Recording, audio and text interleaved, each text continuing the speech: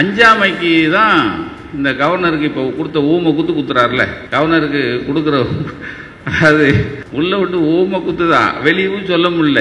அதனால என்ன பண்றாரு, ஊட்டியில 2 மாசம் வந்து இப்போ வேந்தர்கள் மாநாடுன்னு ஒன்று வச்சிருக்காங்க. ஊட்டிக்கு நீங்க வந்து இந்த நேரத்தில் வெயில் காலத்தில் ஊட்டிக்கு போக வேண்டியது தானே, அது அரசு செலவுல போறாங்க, வேற ஒன்றும் கிடையாது. அதுக்கப்புறம் இருக்கு அவருக்கு ஊமை குத்து. அப்புறம் நினைச்சுக்கிட்டாரு துணை ஜனாதிபதியை கூட இழுத்துக்கிட்டோம்னா நம்மளை டச் பண்ண மாட்டாங்கன்னு.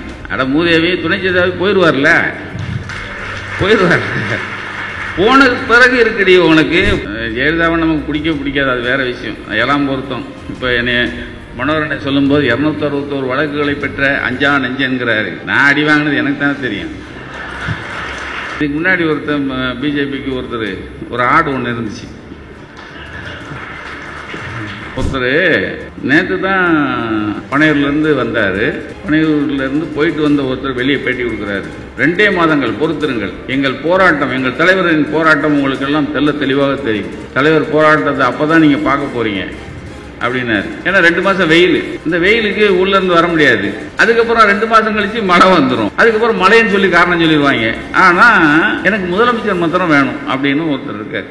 261 எஃப்ஐஆரை பெற்ற போராளி, தமிழக அரசினுடைய சிறப்பு தூதுவர், தமிழக அரசின் தந்தை பெரியார் விருதை பெற்ற ஆசிரியர் நக்கீரன் கோபால் அவர்கள் உங்களுடைய தலைவர் அவர்களை, மனிதநேயரை, தமிழக முதல்வரை புகழ்வார். மக்கள் முதல்வரின் மனிதநேய அப்படின்னா, ஏடு காக்க பிறந்த சோழன், நாடு காக்க வாழும் தோழன். நான் இப்போ திருச்செந்தூருக்கு போனேன் சார். உண்மையிலே திருப்பதி மாதிரி பண்ணியிருக்காரு. அதுக்கு ஒரு எல்லாரும் கை தட்டணும். அதுக்கு இந்த எல்லாரும் போய் உட்காருது. எனக்கு திருப்பதி மேலே லைட்டாக ஒரு போராமல் இருக்கும். அது நிறைய பேருக்கு இருக்குது. இந்த எல்லாரும் வரிசையாக போய் ஒரு இடத்துல உட்கார வைப்பாங்களே, இது மாதிரி ஒரு இடம் உட்கார வைப்பாங்க. ஸ்டெப்பாக இருக்கும், ஃபேன்லாம் ஓடும், சேர்லாம் போட்டிருப்பாங்க. அப்புறம் கொஞ்சம் ஒரு 6 மணி நேரம் 8 மணி நேரம் உட்காரணும். மறுபடியும் வரிசையாக தள்ளிட்டு போயிடுவாங்கள்ல. இப்போ அதே மாதிரி இப்போ இங்கே கட்டிட்டாரு. எங்கே நம்ம திருச்செந்தூரில் இல்லை, மண்டபம் உட்கார மாதிரி, அதெல்லாம் அது மாதிரி ஸ்டெப்பாக போய் உட்காந்து அடுத்தடுத்து போகிறோமா, அங்கே மாதிரி டிலே பண்ண மாட்டாங்கன்னு நினைக்கிறேன். அது மாதிரிலாம் ஒரு ரொம்ப பிரம்மாண்டமாக கட்டியிருக்காங்க. ஜூலையில் கும்பாபிஷேகம் பண்ண போகிறதா செய்தி இருக்குது. அதுக்கு வந்து மெனக்கடணும். அந்த மெனக்கடலுக்கு சொந்தக்கார் யாருன்னா எங்கள் சேகர் பவன், சும்மா சொல்லக்கூடாது, அண்ணன் சேகர் பாபு அவர்களே, இந்த விழாவின் எனது அருமை நண்பர் தமிழன் பிரசன்னா அவர்களே, முன்னாள் எம்எல்ஏ ரவிச்சந்திரன் அவர்களே, எனக்கு முன்னால் பேசி அமர்ந்திருக்கும் எங்களின் சீனியர், அவர் வந்து பிரியன் வந்து எனக்கு சீனியர். அவர் மூத்த பத்திரிகையாளர், நான் மூத்த பத்திரிகையாளராக இல்லை, நம்ம வந்து உழைக்கும் பத்திரிகையாளர். பிரியன் அவர்களே, அன்பு சகோதரி லட்சுமி சுப்பிரமணியம் அவர்களே, அருமை சகோதரி யாழினி யாழினி சுதாகர், பீம் மூத்தர் இருப்பாருங்க, பீம் சுதாகர் அவர்களே, மற்றும் மேடையில் அமர்ந்திருக்கும், எனக்கு முன்னால் அமர்ந்திருக்கும் கழக தோழர்களே, தோழிகளே. நான் வந்து கம்பெனி ஆர்டிஸ்ட் மாதிரி, எங்கே கூட்டம் வந்தாலும் நம்மளை கூட்டுருவாங்க. அது வந்து கம்பெனி ஆர்டிஸ்ட் ஒரு 4-5 பேர் இருப்போம், எல்லாத்துக்கும் வந்துடுவோம். அப்போது திடீர்னு ஒரு நாள் நான் போன மார்ச் 22 நினச்சிட்டு ஒரு நாள் கேட்டேன், அண்ணே நாளைக்கு தானே? இல்லை அடுத்த மாதம்னார்.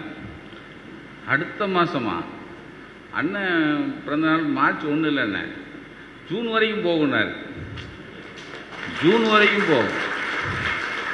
இப்போ ஜூன் வரைக்கும் அங்கங்கே கூட்டத்தை கூட்டுறது இருக்குல்ல, அது வந்து அதான் அந்த மிலிட்டன்ட்டும்பாங்க. மிலிட்டன்ட் அதாவது 4.5 வருஷம் ஆச்சு, நான் 6 மாதம் ஆகுது, அடுத்த எலெக்ஷனை பார்க்க போகிறோம். இன்னமும் அதே ஸ்ட்ரென்த்து, அதே வேகம், அதே ஓட்டம். 4.5 வருஷமாக நீங்கள், நான் போன 10 வருஷம் நம்ம ஆட்சியை பார்த்தா இருந்தோம். பார்த்தீங்கன்னா கடைசியில் தோன்றுவாங்க, கடைசி நேரம் அப்படியே தோண்டு அட போங்க அப்படின்வாங்க. இப்போ அதே உத்வேகத்தில் அதே டீமு, அதே முகம், அதே மாதிரி வேகம், அதை பார்க்கும்போது இன்னும் 10 வருஷம் தாண்டும் இது. அது அப்படியே அது இதுதான் பெரிய பலம். நான் உட்கார்ந்தோன்னே தட்சிணாமூர்த்தின்னு ஒரு 87 வயது ஒரு கழக தோழரை பார்த்தேன். அவர் அண்ணா காலத்துலேருந்து இருக்கார், கழகத்தில் இருக்கார். இப்போ வந்திருக்காரு, இங்கே தான் இருக்காருன்னு நினைக்கிறேன். இந்த இருக்காரு, அவர் தான். சைலண்ட்டாக உட்காந்துருக்காரு பாருங்க. எதுக்கு சொல்ல வரேன்னா, நாங்கள் போயிட்டோம் உள்ள, நானும் பிரியன்லாம் உட்காந்தோம். கதவு திறந்துருக்கு. வேகமாக போய் கதவு சாத்த ஓடுறாரு. இதாங்க ஏன் இந்த கழகம் இன்னும் நிற்கிது, இன்னும் பேசப்படுது, இவ்வளோ எதிர்கொள்ளுது அப்படிங்கிறதுக்கு இந்த உன்னதம் தான். அப்படியே இப்போ 4வது தலைமுறை வந்துடுச்சு. இந்த யாழினி இப்போ அவங்களுக்கு பாட்டையா முறை தான் வேணும். அவங்களும் இந்த ரிலே கோலை எடுத்துகிட்டு ஓடுறதுக்கு தயாராகிட்டாங்க.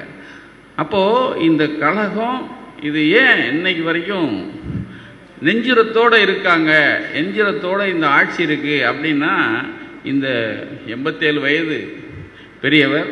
உங்களுக்கு என்னமா வயசு கேட்கலாமா? சரி, கொஞ்சம் வயசு. இந்த 4வது தலைமுறை அவங்க. அப்போது இதை கட்டி பெரிய இந்த இரும்பு கயிறெல்லாம் போட்டு கட்டலை, ஒத்த நூல். நான் சொல்கிறது இந்த நூல் வேறு நூல் இல்லை. அந்த நூலில் கட்டி வச்சிருக்கிற அந்த பெரிய அந்த பலம்தான் கழக ஆட்சியினுடைய முதுகெலும்பாக நான் பார்க்குறேன். அது முக்கிய காரணம் எங்கள் ஐபி அண்ணன், நீங்கள் எங்கள் சேகர்பாபு அண்ணன், எல்லாருமே இந்த உதிரத்தை சிந்தி ஒரு கழகத்தை வளர்க்குறதுங்கிறது இதுதான் நான் பார்க்குறேன். கலைஞர் உழைப்புல அவரை மிஞ்சினவர் ஆள் இல்லைன்னு சொல்லுவோம். ஏன்னா கலைஞர்கிட்ட நிறைய நம்ம பாராட்டு வாங்கியிருக்கோம். அந்த கலைஞரே நம்ம முதலமைச்சரை பார்த்து சொல்லியிருப்பார், ஸ்டாலின்னா உழைப்பு உழைப்பு உழைப்பு. அதோடு இல்லாமல் உழைப்பென்றால் ஸ்டாலின், ஸ்டாலின் என்றால் உழைப்பு அப்படின்னு அவர் சொல்லியிருப்பாங்க. அந்த உழைப்பை பற்றி தான் இப்போ பேசுகிறோம். அந்த உழைப்புக்கு தான் நம்ம அந்த அதாவது ஒருத்தரை பற்றி பேசிக்கிட்டே இருக்கலாம். எங்கள் பிரியண்ணை கவர்னரு, இந்த சட்டம், உச்சநீதிமன்றம் அப்படி கிழிச்சு போட்டார். அப்படியே ஐயன் திருவள்ளுவர் ஒரு குறளில் சொல்லியிருப்பார், அஞ்சாமை ஈகை அறிவுடைமை இந்நான்கும் எஞ்சாமை வேந்தற்கு இயல்பு, வேந்தற்கு இயல்பு அப்படி. இந்த குறள் யாருக்கு பொருந்ததோ இல்லையோ, நம்ம முதலமைச்சருக்கு பக்காவாக பொருந்தும். அஞ்சாமை ஈகை அறிவுடைமை இந்நான்கும். அஞ்சாமை ஈகை அறிவு உடைமை, ஊக்கம், அறிவூக்கம் சொல்வார். அறிவுடைமைன்னு சொல்ல அறிவூக்கம். அஞ்சாமைக்கு இப்போ தான் இந்தியாவே பேசிகிட்டு இருக்கு நம்ம ஆளை பற்றி. இந்தியாவே ஒரு முதலமைச்சர்னா அது போயா தமிழ்நாட்டில் போய் பாரியா, அவர் தான் ஏன் முதலமைச்சர், அவர் தான் ஏன் தைரியசாலி அப்படிங்கிற பேரை நீங்கள் வடக்க போய் எங்கே பஞ்சாப்லேயோ எங்கே போய் கேட்டாலும் அண்ணன் பேரை சொல்கிற அளவுக்கு இன்றைக்கி இந்தியாவே பரபரப்பாக. பார்த்தீங்கன்னா இன்றைக்கி இந்துவில் பேட்டி, முந்தா நாள் பார்த்தீங்கன்னா டைம்ஸ் ஆஃப் இந்தியாவில் பேட்டி. முன்னாடிலாம் இப்படி பேட்டி வராது, நமக்குள்ளேயே குட்டாச்செடிக்குள்ளே குதிரை ஓட்டிகிட்டு இருப்பாங்க.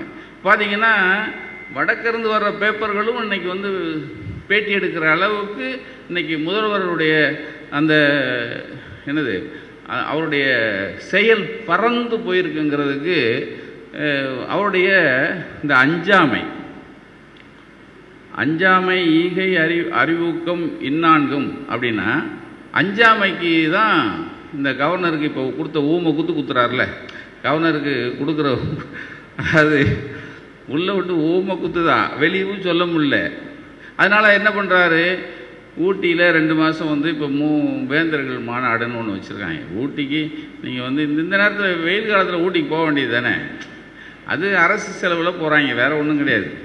அதுக்கப்புறம் இருக்குது அவருக்கு ஊமுக்குத்து. அது இப்போ அவர் இதுக்கு அவர் நினச்சிக்கிட்டாரு, துணை ஜனாதிபதியை கூட இழுத்துக்கிட்டோம்னா நம்மளை டச் பண்ண மாட்டாங்கன்னு. அட மூதேவி துணை செய்தாவி போயிடுவார்ல, போயிடுவார்.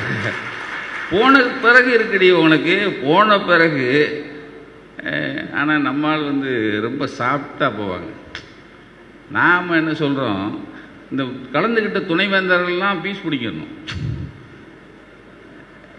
அப்போ தான் பேசிகிட்டு இருந்தேன், ஜெயலலிதாவை நமக்கு பிடிக்காது, அது வேறு விஷயம், எல்லாம் பொருத்தம். இப்போ என்னை மனோரனை சொல்லும்போது 261 வழக்குகளை பெற்ற அஞ்சா நெஞ்சன்கிறாரு. நான் அடி வாங்கினது எனக்கு தானே தெரியும். அந்த அம்மா இந்நேரம் என்ன பண்ணியிருக்கேன், அந்த அம்மாவோட நம்ம அண்ணனை ஒத்து வைக்க முடியாது, ஒரு சின்ன நப்பாசு தான். நம்ம இவங்களுக்கு ஏன் கருணை காட்டணுமே, இந்நேரம் அந்த துணைவேந்தர் எல்லாரையும் மாற்றிடும். நம்மால் செய்ய மாட்டார், கொஞ்சம் விட்டு பிடிப்போம். இல்லைன்னா கொடநாடு விஷயம் இன்றைக்கி வரைக்கும் மந்தமாக இருக்குமா? அதாவது இதுக்கு முன்னாடி ஒருத்தர் பிஜேபிக்கு ஒரு ஆடு ஒன்று இருந்துச்சு. அது கதை எப்படிங்கிறீங்க, ஒரு நீதிமன்றத்தில் ஆடு திருடின ஒரு கேஸ் ஒன்று வந்துச்சான். வழக்கில் யார் ஆடு திருடினதுக்கு எதிராக இவர் கூண்டில் நிற்கிறான், ஆடு திருடினவன் கூண்டில் நிற்கிறான், எவனுக்கு சாட்சி சொல்ல வரல. சாட்சி சொல்ல வரலன்னா நீதிபதி வழக்கு தீர்ப்பு எழுதுறாரு, இந்த மாதிரி ஆடு திருடினதுக்கு சாட்சி எதுவும் இல்லாததால் இவரை மன்னித்து விடுதலை செய்கிறேன் அப்படின்னு அந்த கூண்டில் நின்னாரான் நம்ம ஆடு. ஐயா ரொம்ப நன்றி ஐயா, வாழ்நாளெலாம் மறக்க மாட்டேன். அப்போ நான் அந்த ஆட்டை வீட்டுக்கே எடுத்து போயிடவா அப்படின்னானா. எனக்கு திருடின ஆட்டை நான் வீட்டுக்கே எடுத்து போயிடவா நானா. அந்த ஆடு இப்போ போயிடுச்சு. இப்போ இன்னொன்று வந்திருக்கு. அது என்ன அப்படின்னா, ஒருத்தன் இந்த கணக்கு ஒரு 20 பேர் என்ட்ரிக்கு எடுத்திருக்கான். 20 பேர் என்ட்ரியில் ஒரே கேள்வி தான்யா, 8க்கும் 8 × 8 என்ன பதில், அரை மணி நேரம் உனக்கு டைம்ன்ட்டு சொல்லிட்டு போயிட்டாங்களாம். இவங்க குழம்பியிருக்காங்க, 8 × 8 அப்படின்னு அரை மணி நேரம் கழித்து ஆளுக்கு ஒரு பதில் எழுதி கொடுத்துட்டு போயிட்டாங்களாம். ஆனால் போனால் இவன் ஒருத்தனுக்கு முதல் தூக்கம் இல்லை. வீட்டில் போய் பிள்ளைகிட்ட கேட்டிருக்கேன், 8 × 8 64 தான்யா, இதுக்கு ஏன் குழப்பம். ஐயோ நான் 60ன்னு எழுதியிருக்கேன். ஆனால் காலைல போஸ்ட்மேனே இவருக்கு உன்னை வேலையில் சேர்த்துக்கிறோன்னு போஸ்ட் கார்டு வந்துச்சு. இவன் வேகமாக போகிறான், போயிட்டு வேலையில் சேர்ந்துக்க சொன்னோன்னு அவன் கேட்டான், ரைட்டுங்க நான் 60 தானே எழுதினேன், என்னை எப்படி தேர்ந்தெடுத்தீங்க? இல்லையா மற்ற எல்லோரும் 40க்கு மேலே சொல்லலை, நீ ஒருத்தன் தான் 60ன்னு சொன்னேன், அதனால் 2 வருஷம் உன்னை பழக்கப்படுத்திடலாம், அதனால தான் உன்னை தேர்ந்தெடுத்தாங்க. அப்படி ஒருத்தனை இப்போ தேர்ந்தெடுத்திருக்காங்க. என்ன இப்போ அஞ்சாமைக்கு அத்தனை விஷயங்களை நீங்கள் முதல்வர் இன்னைக்கு ஒரு கலைஞர் எப்படி அனைத்து முதல்வர்களுக்கும் கொடி ஏற்றுற உரிமையை வாங்கி கொடுத்தாரோ அது மாதிரி 100 மடங்கு அவர் இன்னைக்கு தமிழகத்துக்கு ஒரு பெரிய பெருமையை உச்சநீதிமன்றம் மூலமாக கவர்னரை சல்லி ஆக்கிட்டார். அதாவது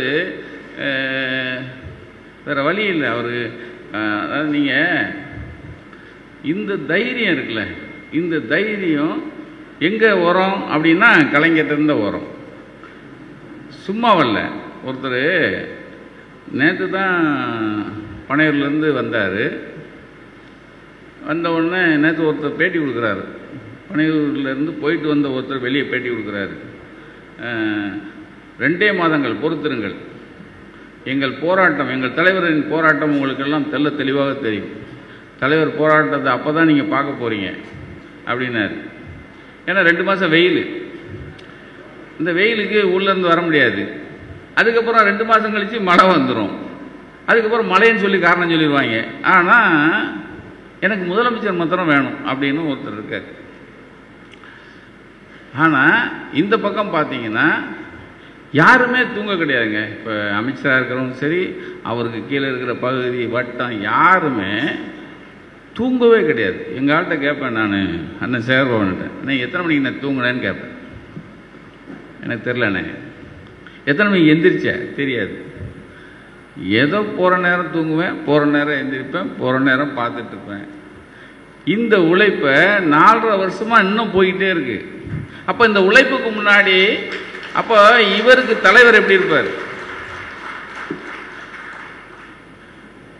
அதுதான் அஞ்சாமை. ஈகைக்கு அப்படி வண்டியாக இருக்கு, லாரியாக நம்ம சொல்லலாம். அவருடைய ஈகை குணத்துக்கு பார்த்தீங்கன்னா காலை உணவு திட்டத்துக்கு நீங்கள் இந்தியாவில் இருக்கிற அத்தனை மாநிலங்களும் திரும்பி பார்க்குது காலை உணவு திட்டத்தை. அதைத்தான் சொல்லி இப்போ நிறைய பேர் இப்போ அந்த விஷயத்தை சொல்லியே நிறைய பேர் ஓட்டு எடுக்க ஆரம்பிச்சாங்க, மாற்றுக் கட்சிக்காரங்க. எங்கே நான் சொல்கிறது வட மாநிலங்களில். அதே மாதிரி இப்போ ஒரு புது திட்டத்தை கொண்டு வந்திருக்காரு. கர்ப்பிணி பெண்களுக்கு கர்ப்பப்பையில் கேன்சர் வராமல் இருக்கிறதுக்கு இப்போ ஊசி போடுறதா ஒரு விஷயத்தை கொண்டு வந்திருக்காங்க சார். உண்மையிலேயே பெண்கள் எல்லாருக்கும் சார் இன்னும் ஒரு 30 ஆண்டுகள் 20 ஆண்டுகளுக்கு பிறகு பெண்களுக்கு கேன்சருங்கிற ஒரு விஷயமே வராமல் இருக்கிற ஒரு பெரிய ஒரு அற்புதமான சாதனைங்க. அது சாதாரண விஷயமே இல்லை. நீங்கள் எல்லார் குடும்பத்துலேயும் கர்ப்பப்பை கேன்சரில் ஒருத்தங்க நம்ம பலி கொடுத்துருக்கோம். கர்ப்பப்பை கேன்சரில் பெண்களுக்கு அதில் அது அவ்வளோ பெரிய ஆபத்தான ஒரு விஷயமா இருக்கும். அது இப்போ போட ஆரம்பிச்சிட்டாங்க. இப்போ அந்த திட்டத்தின் மூலமாக அந்த ஈகைக்கு இணையே கிடையாது. அதைத்தான் வள்ளுவன் சொல்கிறான். அஞ்சாமை ஈகையை சொல்லும்போது இதைத்தான் சொல்கிறான். அதே மாதிரி 1000 ரூபா பெண்களுக்கான விஷயம். இந்த 1000 ரூபா பெண்களுக்கான விஷயத்தை கர்நாடகாவிலேருந்து வடக்க இருக்கிற அத்தனை மாநிலங்களும் அதை பெருசாக எடுத்துட்டான். இப்போ பார்த்தீங்கன்னா பிஜேபி போன எலெக்ஷனில் டெல்லியில் அதை சொல்லி தான் ஓட்டு வாங்கியிருக்கான். அது எப்படி 15,000 ரூபா போடுற மாதிரி அதையும் 15 லட்ச ரூபா போடுறேன்னா 15,000 ரூபாயா 15 லட்சம். அதே மாதிரி இதையும் அல்வா கொடுக்க போகிறோம், அது வேறு விஷயம். ஆனால் இந்த ஒரு விஷயத்துக்காக ஓட்டு எடுத்து வந்துட்டான். ஆக அண்ணன் முதலமைச்சர் சொன்ன அவர் நிறைவேற்றின ஒரு திட்டத்தை நான் நிறைவேற்றுவோன்னு சொல்லியே நான் ஒரு மாநிலத்தில் ஜெயிச்சிருக்கான்னா எவ்வளோ பெரிய திட்டம். இதுதான் ஈகை. ஊக்கம். அதாவது நீங்கள் நல்லா பார்த்தீங்கன்னா அவர் வரும்போதே அவர் நடக்கவே முடியாமல் இருக்கார். அவருக்கு ஒரு கட்டம் வேறு சரியில்லை. காலையில் எழுந்திரிச்சு வாக்கிங் போயிட்டுருக்காரு. இன்றைக்கி அவரளவுக்கு உழைக்கிறதுக்கு நம்ம அவருக்கு கூட பணியாற்றுகிற அமைச்சர்கள் கூட அவரளவுக்கு பணியாற்றுற அளவுக்கு இல்லை.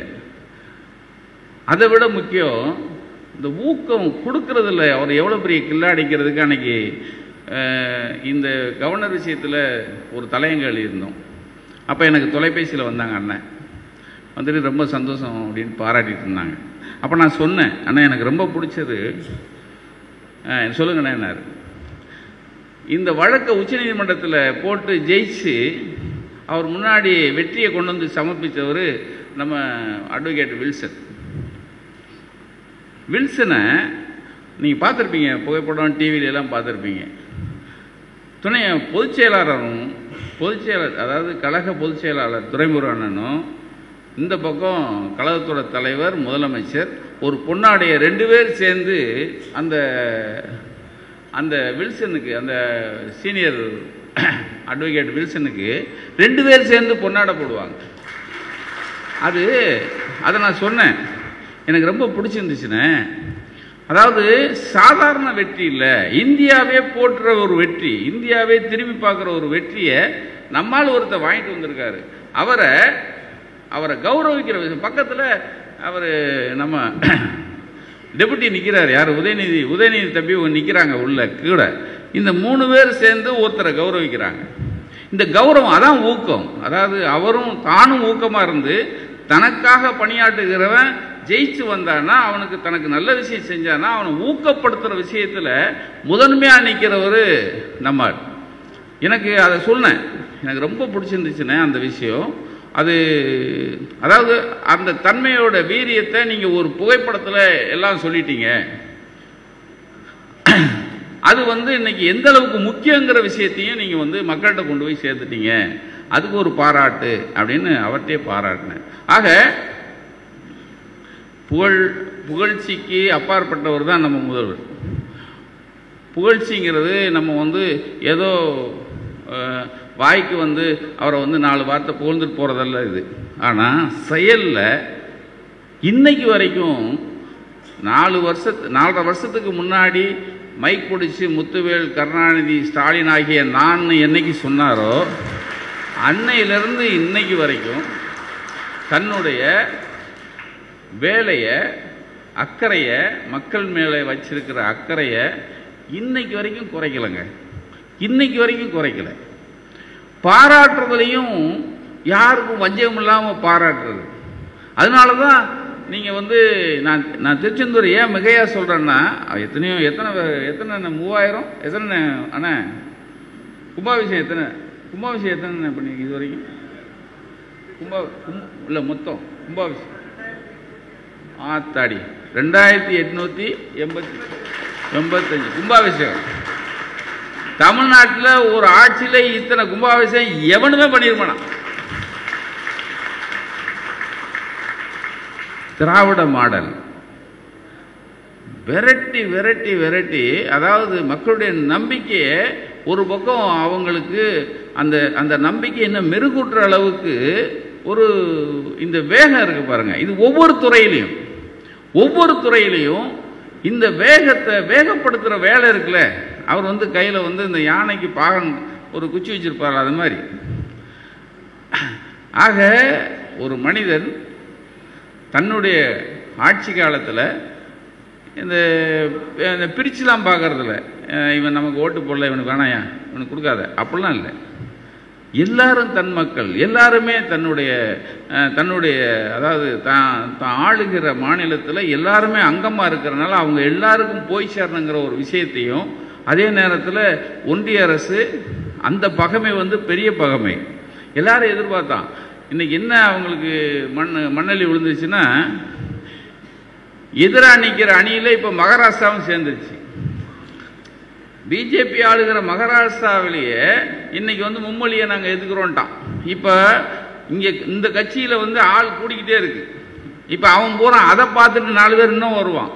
பார்த்தீங்கன்னா இப்போ நீங்கள் எதிரணியில் இருக்கிறவன், அதாவது மத்திய ஒன்றிய அரசுக்கு எதிராக நிற்கிற அணியில் ஆட்கள் பலம் இப்போ கூடிக்கிட்டே இருக்கு. இது கூட கூட நிச்சயமாக இந்தியா திரும்பி பார்க்குற ஒரு வல்லமை மிக்க ஒரு முதலமைச்சராக நீங்கள் ஸ்டாலின் இருப்பாருங்கிற சொல்லி வாய்ப்புக்கு நன்றி கூறி விடைபெறுகிறேன். நன்றி, வணக்கம்.